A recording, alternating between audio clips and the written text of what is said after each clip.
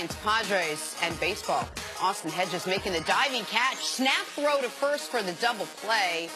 Very nicely done. Watch this. Boom. Welcome to Butt First Baseball. That's right. We're easing our way in. I like that. I'm going to let y'all have it. Okay. All right, it's a slow night. The Cardinals and the Reds. This is Jesse Winker fouling one off right down the line. Marcell Ozuna making a nice catch and foul Go get that one. See, I like that one. And the fan. Excuse me, ma'am. Excuse me. I got a job to do. Watch this. He goes right over her head. She's getting ready to be a hero. Then she decides the last minute, what am I doing? Let me bail out. Let me cover up. Smart decision. She stays out of the way, though. Good job by her. She could have blew that. Looks like she's a Cardinals fan.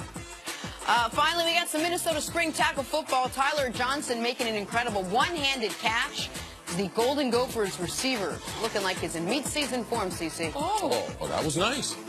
That might have made Hall of Fame hands if we had it during the fall. Hey, Gophers, come back in the fall, not in spring game. We'll give you guys a little bit of love right now, all right? It's April 13th. Oh, that's a nice stat. That's a great play, man. And he stays in bounds, turns, does the 180, gets the 6. Take that, DB. Scholarship ripped. New topic now. This one is called A Football Player is Getting Paid. So at least you know we're not talking about Odell or Dez. But it is Odell's former LSU teammate and current BFF, Jarvis Landry. After being traded to the Browns earlier this season, the soon-to-be fifth-year pro signed a 5-year, $75 million contract extension, $47 million of that guaranteed. In his first 4 years in the NFL, Landry has 400 catches with 22 touchdowns. So, CC, how does Landry's monster deal impact Odell Beckham Jr.? I don't think it has an impact on Odell, what he's going to get. I think the market's already been set with Antonio Brown, Julio Jones, those guys. And typically what we see, you're going to try to get a certain percentage higher than the guy that's at your position because their deals are old. You try to bring it retroactive to right now. So I don't think it's going to have any impact on it. If you look at his overall productivity, and the Miami Dolphins had franchised him, he was going to get 14 to 15 million, regardless if it was going to be the Browns or someone else. And he has been consistent for the Miami Dolphins. You can argue, oh man, his yards per catch, they should be higher. That was the offense. That wasn't his fault. He did the best he could in the offense. So I believe he's a good player, and that's what a good wide receiver is going to get you. It's not an astronomical contract for a wide receiver. It's what the market will bear right now. And it's apropos. I would have said he could have gotten even more if he hadn't gone to a place like Cleveland. Wow. So it's not astronomical for wide receivers as a whole.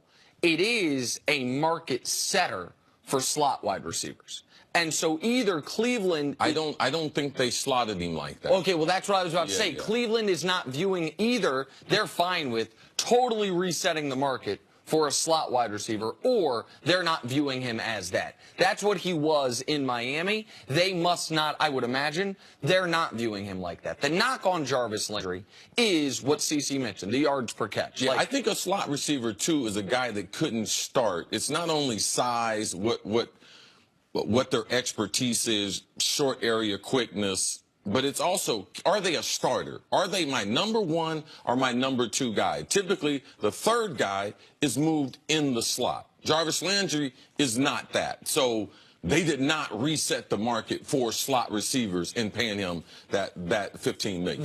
The concern is what CC mentioned, which is is he more than just a guy that's going to be a high-volume catcher without a lot of yards involved? Now, Cleveland, we believe they are leaning towards either Sam Darnold or more likely Josh Allen. Like Josh Allen, the reason you'd be drafting him is because amazing arm talent, ability to throw the ball down the field. You don't sign a receiver like this if you have those concerns about him that I do. That he's a guy that is making the most, actually, of the Miami offense as far as exploiting those short catches, but not have the ability to be a deep threat. They clearly... But I could argue he's not the best receiver on the Browns team.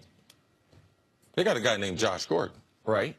Who's coming back. Well, he'll be with the team for the continuum where he hadn't missed any time, the off-season workouts. Like, I could argue, man, I'm looking forward to seeing Josh Gordon after playing a few games this year. I hadn't forgot about his talent. So right now, I'm not going to surrender that Landry, he's going to be the #1 option. So the quarterback might not matter, because if Josh Gordon is the player I think he is their deep threat. Well, then I know that we get crosswise sometimes when we talk about the contracts, but you only have so much money to spend. He is being paid like a #1 receiver. Now, they have the benefit of Josh Gordon's being paid like a #7 receiver. He's getting paid less than, or right around $1 million a year. Like, in order for this to be money well spent, he has to at least have the upside of a #1 receiver. I mean, you mentioned Julio Jones. I understand it's because he's signed it more recently, but he now makes more money per year than Julio Jones. When we're talking about Odell, he's going to be comparing himself to Mike Evans and Antonio Brown. Mike Evans, who signed for nearly $17 million a year, and Antonio Brown, who signed for $17 million. How do you think this affects Odell's contract? I mean, I think we have an obvious basement. Like, if you think that he got 5 years, $75 million, I think Odell can legitimately say, well, I am far, far better than this player, and this player's making $15 million a year. This is why I think I should make $20. The other players on the team that had $100 million in cap space too. So sometimes you're fishing, but you're fishing in the wrong holes. Like, he shouldn't be comparing himself to this player at all. And the opportunity, because he got franchised and they decided to make a trade for him, they had to pay him this contract. So Odell's in a different situation. I don't think Landry's contract will be part of the conversation as far as Odell, because I don't believe, besides being in the league the same time and them playing together in college, there's nothing you can compare in Odell's game than you can to Jarvis Landry's game. The reason that he's Landry, unless there's someone I'm forgetting, and I don't think there is, assuming Odell is going to contract this offseason, Landry will be the most recent wide receiver contract given out. Like, there's not another guy that we look at and say, oh, he's about to at this position. Not like Aaron Donald. We think Aaron Donald's about to get a huge deal, right, so that will affect other defensive linemen. The only other, I would say, premier, if that's how you view Jarvis Landry, wide receiver other than Odell that was going to get a deal this offseason was Jarvis Landry. And CeCe's point can't be forgotten, which is there is a bit of a Jimmy Garoppolo factor here, which is when you trade for a guy and he's not under a long-term contract, you're only doing that if you plan on giving him a long-term contract. And you traded for a guy who had a franchise tag.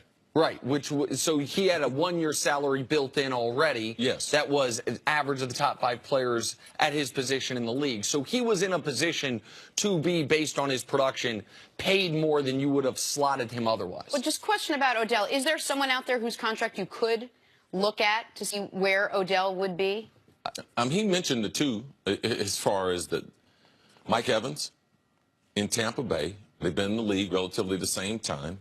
And the best wide receiver in football, Antonio, and him just getting that contract last season. Those are the numbers that he wants to look at. What percentage can I get over Antonio? Those are the things he should be focused on. Anything outside of that is just going to be a distraction, just getting away. DeAndre Hopkins last offseason got the $16.2 million average over 5 years. Mike Evans, we mentioned, $16.5, and Antonio the $17 million, which is why, by the way, Odell, tell me if you disagree here, see, like, Odell's wishes for 20+ might be a little optimistic. Like, if the market right now is at 17, he could get 18. He could set the new market, but to set the market by a raise of 15 to 20%. If Jarvis Landry had gotten $17 million, it would affect Odell. If he had gotten $16 million, $16.5 million, it might affect Odell. But I don't believe it's going to affect where Odell ends up at. All right.